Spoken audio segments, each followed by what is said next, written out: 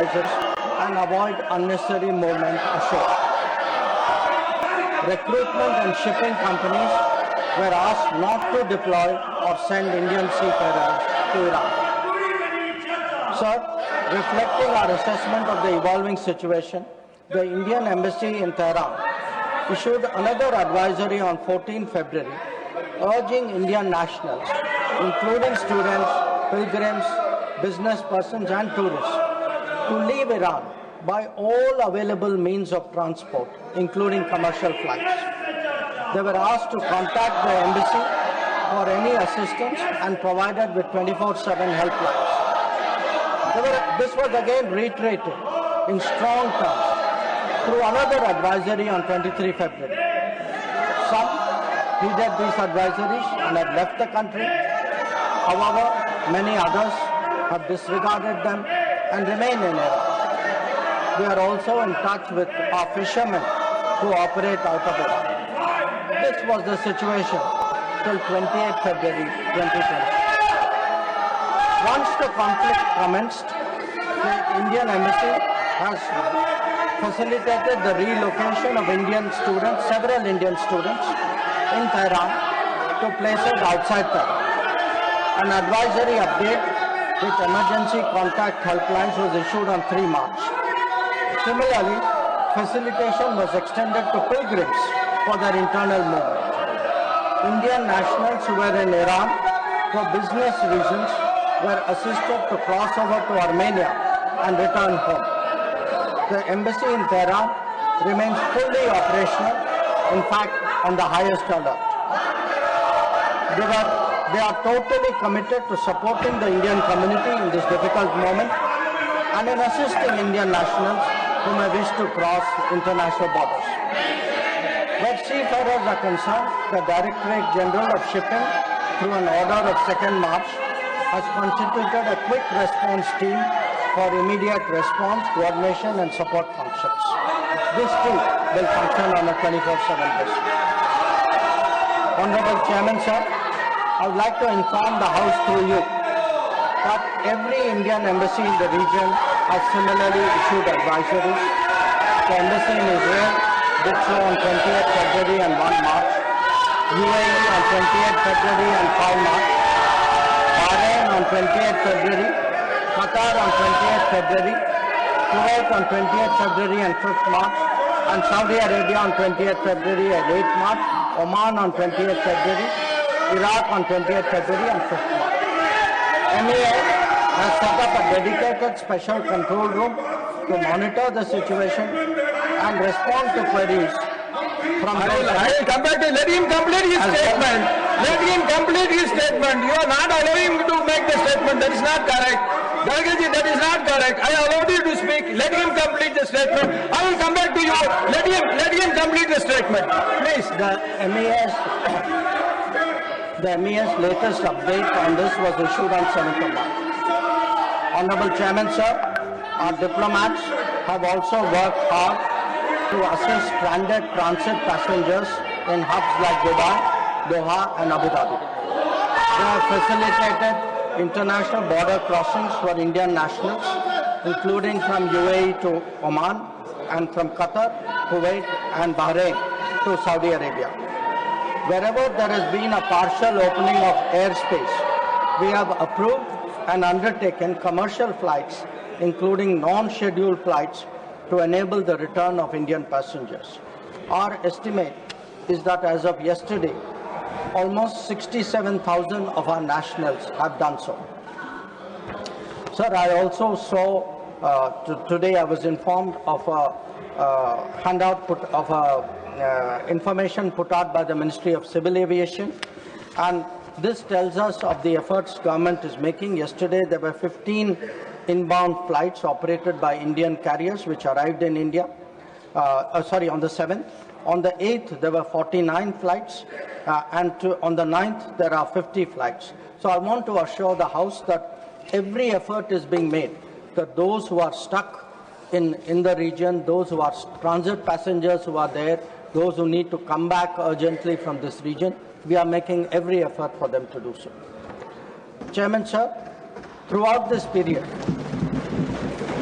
Throughout this period, government maintained close contact with relevant countries.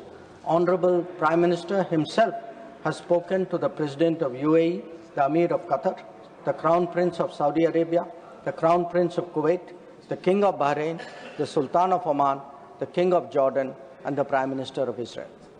In each case, we received assurances that the well-being of the Indian community would be a priority for the host government. I have similarly been in close touch with my counterparts in these countries. Insofar as the United States is concerned, we have maintained regular contacts through diplomatic channels. While attempts have been made, contacts with Iran at the leadership level are obviously difficult at this time. I have, however, spoken to Foreign Minister Arakchi on 28 February and 5 March 2026. We will continue these high-level conversations in the coming days. Sir, the House will also be interested in the issue of an Iranian vessel that is currently docked in Kochi. The Iranian side had requested permission on 28 February for 3 ships in the region to dock at our ports. This was accorded on 1 March. IRIS Lavan actually docked on 4th March in Kochi. The crew is currently in Indian naval facilities. We believe that this was the right thing to do, and the Iranian foreign minister has expressed his country's thanks for this human gesture. Honorable Chairman, sir, in view of the implications of this conflict for our energy security, I also seek to address that particular concern. Government remains committed to ensuring that fully taking into account availability, costs, and risks of the energy markets. For us, the interests of the Indian consumer has and will always be the overriding priority. Where required, Indian diplomacy has supported the endeavors of our energy enterprises in this volatile situation.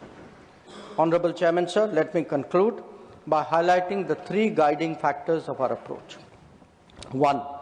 India is in favor of peace and urges a return to dialogue and diplomacy. We advocate de-escalation, restraint, and ensuring the safety of civilians. 2. The well-being and security of the Indian community in the region is our priority.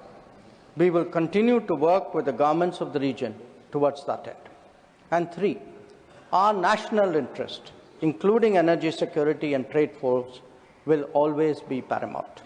I am confident, sir, that the government has the full support of this august House on this matter. I thank you.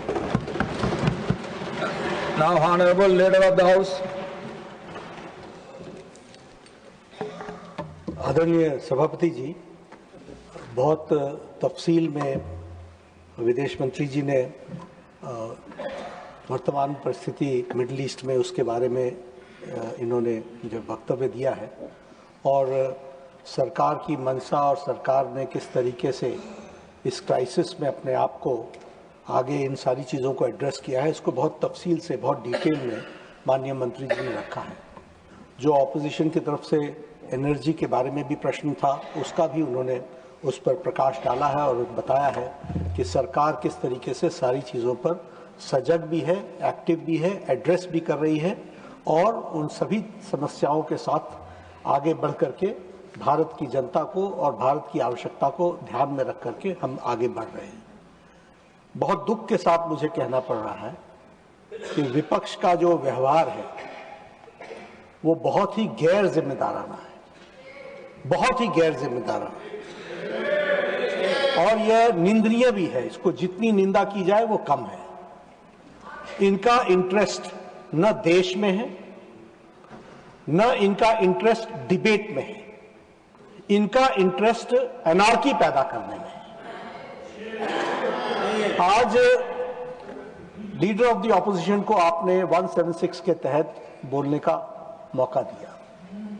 उन्होंने subject छोड़ करके matter पर शुरू कर दिया चर्चा करना। उनको यह मालूम है और था कि विदेश मंत्री जी ने विस्तृत रूप से इन सारी चीजों की चर्चा करनी है, लेकिन उन्होंने अपने तरफ से सारी चीजों को डिटेल में रखना शुरू किया और आपने रूलिंग दी कि I will come back to you on this matter and I will give a thought और इस पर डिस्कशन के लिए करेंगे। इनका इंटरेस्ट कभी भी चर्चा में नहीं रहा है। इनका इंटरेस्ट अच्छा नहीं लगेगा लेकिन हुड़दंग मचाने में है, हुलिगनिज्म है।